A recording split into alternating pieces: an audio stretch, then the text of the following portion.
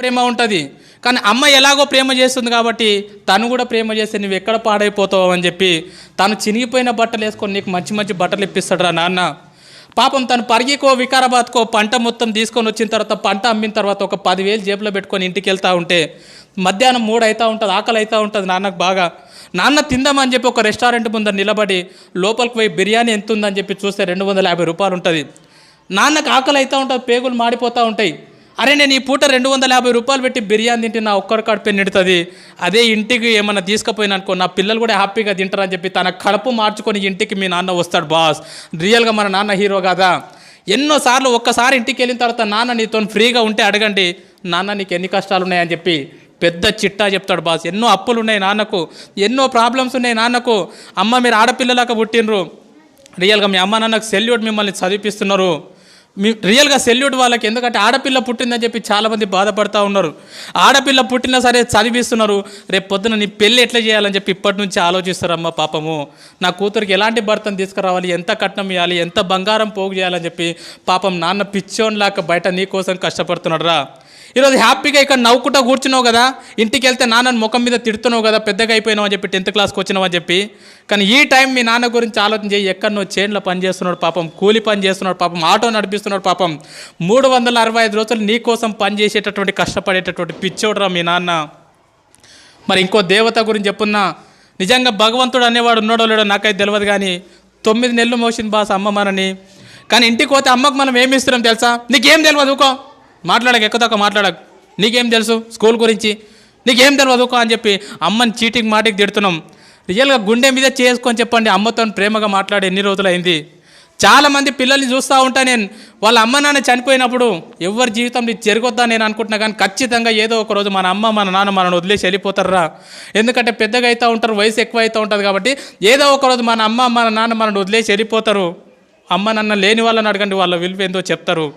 నాన్న లేని వాళ్ళు ఎవరున్నారా ఇక్కడ, వాళ్ళని అడగండి నాన్న లేని జీవితం ఎంత ఘోరంగా ఉంటుందో.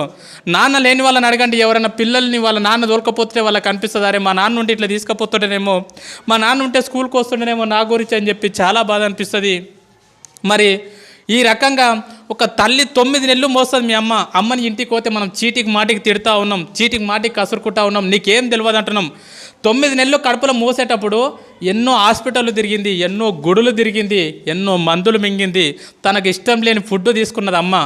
స్కూల్కి వెళ్ళేటప్పుడు బ్యాగ్ బరువు అయితే మన ఫ్రెండ్కి ఇస్తాం పట్టుకోరకో సేపు అని చెప్పి, కానీ లోపల 2 కిలోల బరువు, 2 కిలోల బరువును లోపల పెట్టుకొని 9 నెలలు మోసిందిరా మీ అమ్మ.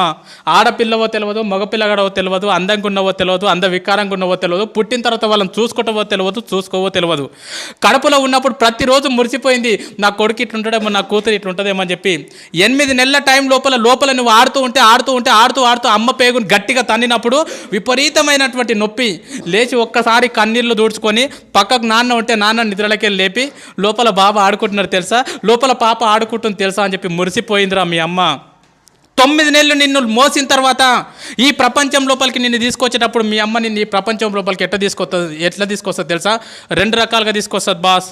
ఒకటి caesarean delivery, 2 normal delivery. Caesarean delivery అంటే ఏందో తెలుసా బాస్? రియల్గా నా జీవితంలో నేను డిగ్రీలో ఉన్నప్పుడు నాకు అపెండిక్స్ ఆపరేషన్ అయింది. 3 కుట్లు పడితే 3 నెలలు ఇబ్బంది పడ్డా నేను, 3 కుట్లకు 3 నెలలు ఇబ్బంది పడ్డా. సిజేరియన్ డెలివరీ అంటే తల్లి తన కడుపును మొత్తం కోయించుకొని నిన్ను ఈ ప్రపంచం లోపలికి తీసుకొస్తుందిరా. డాక్టర్ అంటాడు, అమ్మ నీ కడుపు మొత్తం కోసి బిడ్డను బయటికి తీయాలంటే ఇప్పటి వరకు ఏ తల్లి కూడా నాకేం కావద్దు అని చెప్పి ఏ తల్లి చెప్పలే. డాక్టర్ ఏమైనా పర్లేదు, కడుపులో ఉన్న బిడ్డకి ఏం కావద్దు డాక్టర్ అని చెప్పినటువంటి గొప్ప దేవతరా మీ అమ్మ. ఆ రకంగా నీకు సిజేరియన్ డెలివరీ ద్వారా నీకు జన్మనిచ్చింది మీ అమ్మ. సిజేరియన్ డెలివరీ కాకుండా నార్మల్ డెలివరీ, మ్యాక్సిమం మీ తల్లులు నీకు ఎక్కువ నార్మల్ డెలివరీ ఇచ్చింటారు. నార్మల్ డెలివరీ అంటే ఏం తెలుసా? ఒక్కసారి ప్లీజ్ అందరు ఇట్లా గిల్లుకోండి, ఒక్కసారి ప్లీజ్ గిల్లుకోండి అందరు, ఒకసారి కంపల్సరీ గిల్లుకోవాలి అందరు. గిల్లుకున్నారా? ఇప్పుడు గిల్లుకుంటే మీకు ఒక నొప్పి వచ్చింది కదా, పెయిన్. ఆ పెయిన్ని దేంట్లో కొలుస్తారంటే డెల్స్లో కొలుస్తారు.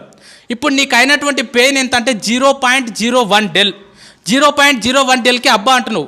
నేను వచ్చి నీకు గట్టిగా తొడపాశం పెడితే అది ఎంత ఉంటుంది అంటే 0.1 డెల్ ఉంటుంది.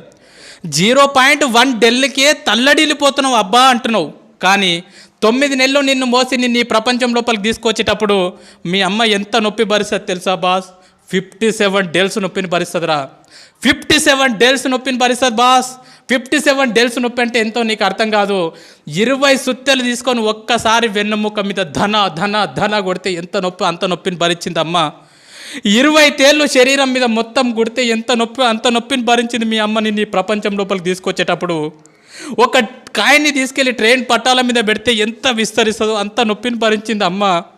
అంత నొప్పిని భరించి 9 నెలల తర్వాత అరుపుల మధ్యలో, కేకల మధ్యలో మొత్తం నేలకేసి కొట్టుకున్నది, గింజుకున్నది, గొంతు పోయేటట్లు అరిచింది. లేబర్ రూమ్లో జన్మనిచ్చింది బాస్. నువ్వు బయటికి వచ్చిన తర్వాత నువ్వు రక్తపు మడుగులో ఉంటే డాక్టర్ నిన్ను బ్లౌజులతో పట్టుకుంటే అమ్మ మాత్రం నిన్ను డైరెక్ట్ తీసుకొని పాపం ముద్దాడిందిరా. రక్తం మధ్యలో ఉన్నటువంటి నిన్ను తీసుకొని మల్లె పువ్వులాక చేసి పెంచి పెద్ద చేసింది బాస్. తను నిన్ను పెద్దగా చేస్తుంటే ఎన్నోసార్లు తను పక్కకు తను తింటుంటే ఎన్నోసార్లు మూత్రం చేసినావు, ఎన్నోసార్లు బాత్రూమ్ చేసినావు. ఒక్కరోజు కూడా విసుక్కోకుండా తను తినేది పక్కకు పెట్టి అల్లారు ముద్దుగా పెంచి పెద్ద చేసిందిరా అమ్మ నిన్ను. అలాంటి అమ్మకు మనం ఏమి ఇస్తున్నాం?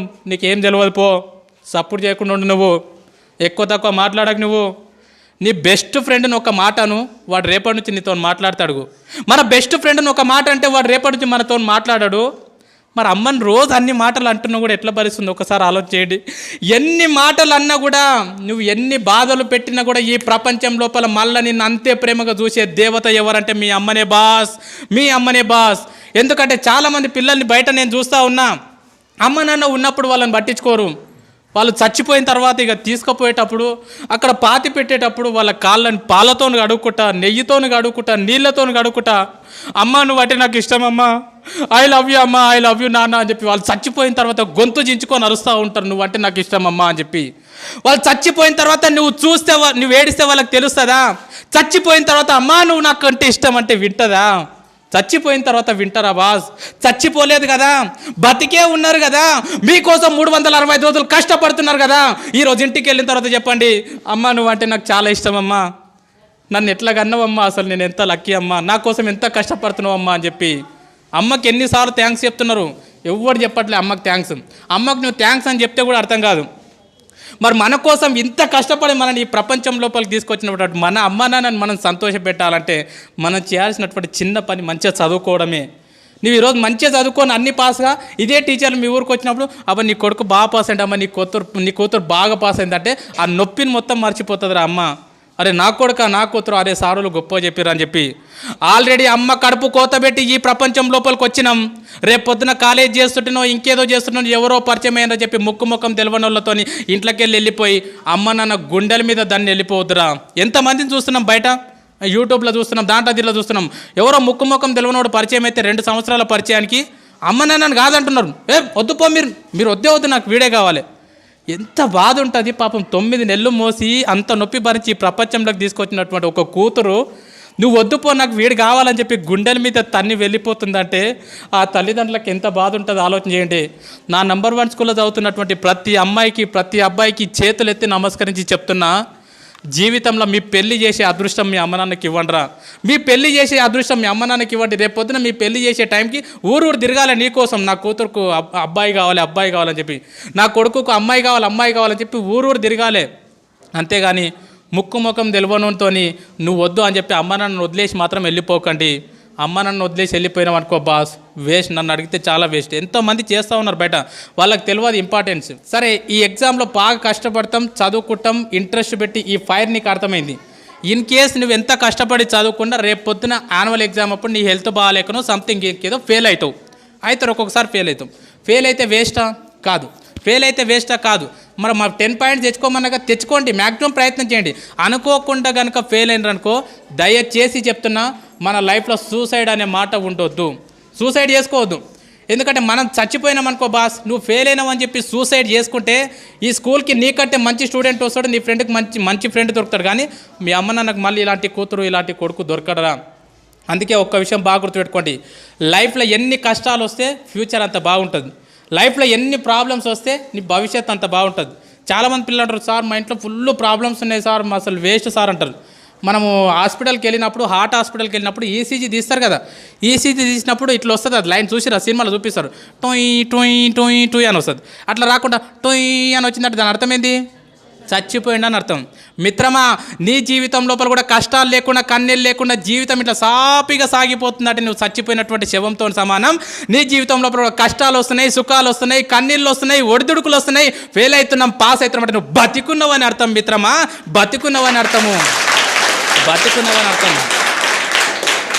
స్వామి వివేకానంద అంటాడు, కెరటాలు నాకు ఆదర్శం, పైకి లేస్తున్నందుకు కాదు, కింద పడ్డ ప్రతిసారి పైకి లేస్తున్నందుకు. ఎన్నిసార్లు ఫెయిల్ అవుతున్నాం అనేది ఇంపార్టెంట్ కాదు, ఫెయిల్ అయిన ప్రతిసారి మళ్ళీ పాస్ కావడానికి ప్రయత్నం చేస్తున్నామా లేదా అనేది ఇంపార్టెంట్. 10 సార్లు ఫెయిల్ అయినా సరే 11వసారి ప్రయత్నం చేయండి, అదే నిజమైనటువంటి చదువు. నన్ను అడిగితే ఫెయిల్ అయితే బాధపడొద్దు, సబ్జెక్ట్ పోతే బాధపడొద్దు, ఎందుకంటే జీవితం అనేది చాలా నేర్పుతుంది. అడగండి మీ టీచర్లను, ఎప్పుడన్నా ఫ్రీగా ఉన్నప్పుడు, సార్ మీరు ఎప్పుడన్నా ఫెయిల్ అయినరా, ఖచ్చితంగా ఏన్నో ఒక దగ్గర ఫెయిల్ అయినామని చెప్తారు వాళ్ళు, ఖచ్చితంగా ఫెయిల్ అయినరు. సపోజ్ ఫర్ ఎగ్జాంపుల్ చూడండి, 10th క్లాస్ ఫెయిల్ కాలే పోయినావు, ఇంకో విషయం చెప్తాం, పాస్ అయినోడు ఒకటేసారి రాస్తాడు ఎగ్జామ్, ఫెయిల్ అయినోడికి 2 సార్లు ఛాన్స్ ఉంటుంది రాసేది, అవునా కదా? సో 10th క్లాస్ ఫెయిల్ అయినావు, హ్యాపీగా వెళ్ళిపోయినావు, ఇంటర్మీడియట్ మంచిగా నడిచిపోయింది, డిగ్రీ మంచిగా నడిచిపోయింది, ఇంకేదో నడిచిపోయింది, నీ జీవితంలో ఎక్కడ ఫెయిల్యూర్ లేకుండా ఇట్లా జీవితం సాఫీగా సాగిపోతుంది. రేపు పొద్దున జాబ్ చేసేటప్పుడు నీకు ఫెయిల్యూర్ వచ్చింది అనుకో, ఖచ్చితంగా హార్ట్ అటాక్ వచ్చి స్పాట్లో చచ్చిపోతావు. ఎందుకంటే నీకు ఫెయిల్యూర్ అంటే తెలియదు, ఓటమి అంటే తెలియదు. అందుకే నేనేం చెప్తానంటే చాలామంది పిల్లలకు ఆటలు ఆడమని చెప్తాం. ఆటలు ఆడడం అనేది ప్రైవేట్ స్కూల్లో ఏడుంటుంది మిత్రమా, ఇలాంటి గవర్నమెంట్ స్కూళ్ళలో మాత్రం ఉంటుంది. ఏ స్కూల్కు గ్రౌండ్ ఉన్నా చూడండి, ఏ స్కూల్కు గ్రౌండ్ లేకుంటుంది. ఆటలు ఆడితే ఏమవుతుందంటే, మనం కబడ్డీ ఆడినాం అనుకో, ఓడిపోతే ఏమంటాం, అరే మళ్ళీ ఆడదాంరా, మళ్ళీ ఆడదామారా, ఓయ్ మళ్ళీ ఆడదామా, ఎంత స్పిరిట్ ఉంటుంది తెలుసా. క్రికెట్ ఓడిపోయినాం అనుకో, అరే రేపు మళ్ళీ బెట్టు కట్టుకుందాంరా, ఎన్నిసార్లు ఓడిపోయినా మళ్ళీ ఏమంటున్నావు, అరే ఇంకోసారి ఆడదాంరా అంటున్నావు. ఆటలు నీ జీవితానికి అవి నేర్పుతాయి. ఎన్నిసార్లు ఫెయిల్ అయినా సరే మిత్రమా, బాధపడకు, కన్నీళ్లు పెట్టుకోకు, మళ్ళీ లేచి ప్రయత్నం కొనసాగించు. నా దృష్టిలో ఫెయిల్ అయితే ఫెయిల్ అయినట్లు కాదు, ఫెయిల్ అయిన తర్వాత పాస్ కావడానికి ప్రయత్నం చేయకపోతే నువ్వు ఫెయిల్ అయినట్లు.